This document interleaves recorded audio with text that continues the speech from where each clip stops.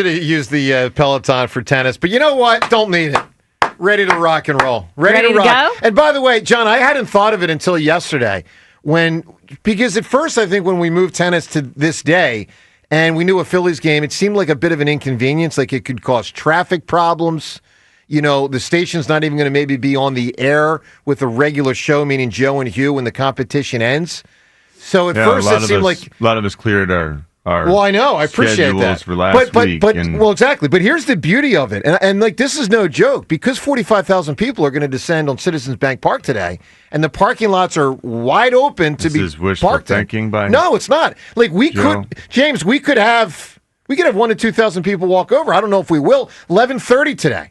So you get your hiney down there a little earlier than you might have ordinarily gotten there for a Phillies game. They play at what, Rhea? What is it, 1 o'clock today? 12:35.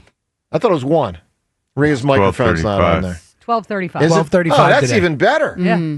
So You're the pregame, Joe. yes. Look at you. No, I'm the game. Phillies are the postgame. All right, that's the rule. All right, so be there at FDR Park if you can. We hope to obviously see a huge crowd, and that would be fun. All right, Phillies had a big crowd last night. They got a win. I'd call it a big win because they're now 2.5 games up on the Mets for the first time in a long time. And John, have you ever heard the words Max, other than when I said it 3 minutes ago? Max Kepler and Taijuan Walker star in the same game. John, your thoughts on what we saw last night? Taijuan Walker has had a magical season for Taijuan Walker, and it's been really good for our sakes, too. You know, Taijuan has actually really done his job and then some, and I wasn't expecting that. He's been awesome, and everyone in that clubhouse seems to love Taijuan Walker. They always seem to have loved him, but we got the he retweeted something and that was annoying. He complained about not being on the playoff roster. That was stupid. He wasn't good enough. It seemed like he was flying in the face of like the powers that be within the team. Yeah. But then somehow everyone still liked him a lot. He's got a legit shot to make this playoff roster. And it's going to be a crowded bullpen with all the starters that can win. That was the root of the problem last year. And the root of the problem was he stunk. He's complaining about. Right. He stunk a lot worse than he does now. Whatever happened, he went out and got better. And I appreciate that part. But Max Kepler, man, I love the clarity that he provided all of us, like the openness. I can't believe he put it so succinctly. I feel like I understand baseball better through his eyes. You a Max Kepler fan now? Well, I have liked Max Kepler for a long time. Night. A lot more than you have, that's for Seltzer, sure. you have been. All right, let's listen to what Max Kepler said. He said a lot last night. A lot of different pieces of audio to play. It's all pretty thematically similar. But after the game, both with John Kruk and Tom McCarthy, and then later at his locker, he said a lot. Let's start with the postgame interview on NBC Sports Philadelphia. Here's part of what he said. There's some relief behind it. I feel like I've been battling the unlucky type ball and play with no result for a long time in my career. So I just kind of try and put my head down and keep going. This one's been tougher than I think the most in my career if I reflect on it. But I really am not trying to reflect too much and just try and stay present and keep moving forward. He kind of pulled back the curtain last night. You know? He really did. He gave us a window into his mindset. He said a lot. Yeah, I learned more about baseball last night, and I really appreciate that. That's not easy. Which is what that a player can struggle and has to keep. He laid it out there. I mean, his mindset. I have a better understanding of what he's going through. I sit here and pound my fist and like, what is he doing? Swinging at this, swinging at that. You know, I dehumanize these players.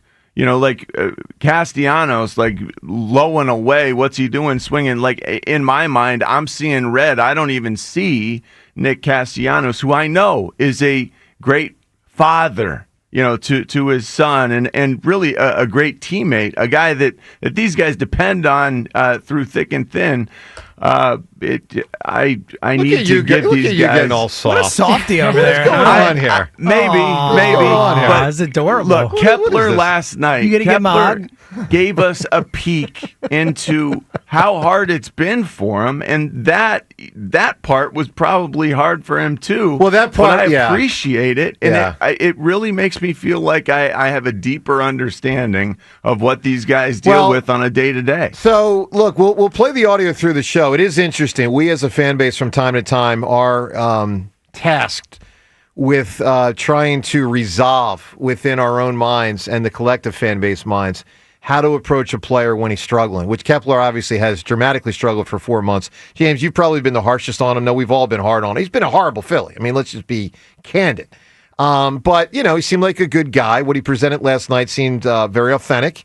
And he certainly, to use a Wizard of Oz, thing, kind of pulled you behind the curtain. Here's more of him pulling you behind the curtain. This is in the locker after the game. You could tell that everything that has happened, because he, by the way, if you don't know what we're talking about, he had a homer and a double last night, had a big role in the win. You could tell in the locker room after the game that what has occurred this year, most of it negative, has weighed on him. Here's what he said.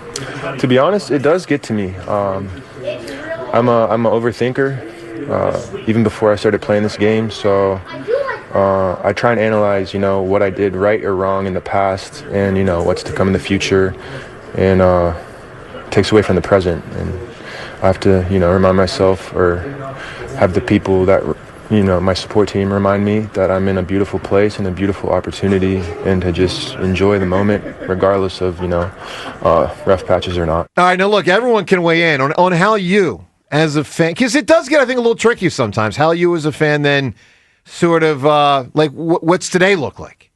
215-592-9494, yeah. So, James, what say you? Where are you at on this one?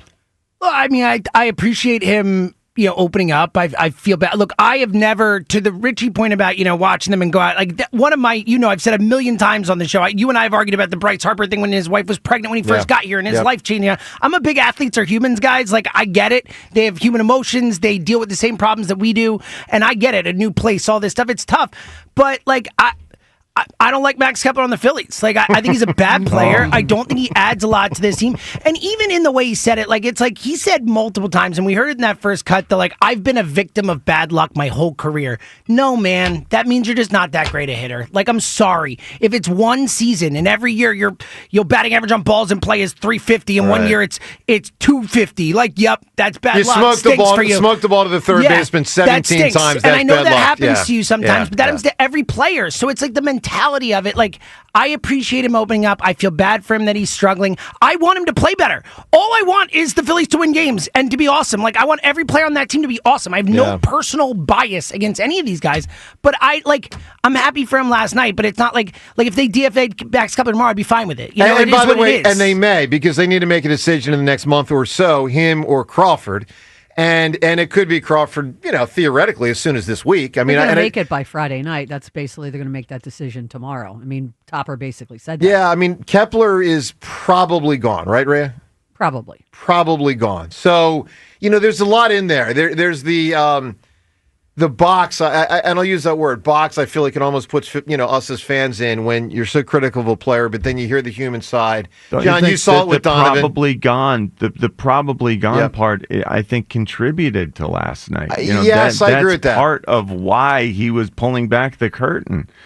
All the anxiety that he's been dealing with over this entire season. It almost came to a culmination last night.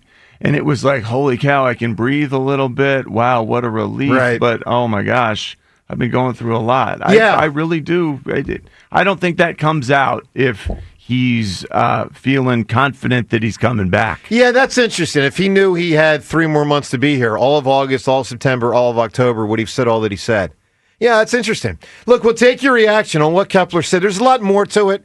We'll play the audio for you as we move through the program. 215-592-9494. We'll also get quite a bit into the team. I'm sure you've noticed since the trade deadline, they've played much better. They've won 4 or 5. A little bit of energy. 2 or 3 were against the Tigers. They're now 2.5 games up on the Mets. I think they're like 5.5 games up on a playoff spot. Like, they're in a pretty good spot. Now, they're in a dogfight still for the division because that is far from resolved, and with the Dodgers right now for the 2 seed. If you want that bye, I do. want that buy. But there's a lot there. So your reaction to it all, 215-592-9494. And now that the dust has settled, I think it's fair to say the dust has settled on the trade deadline,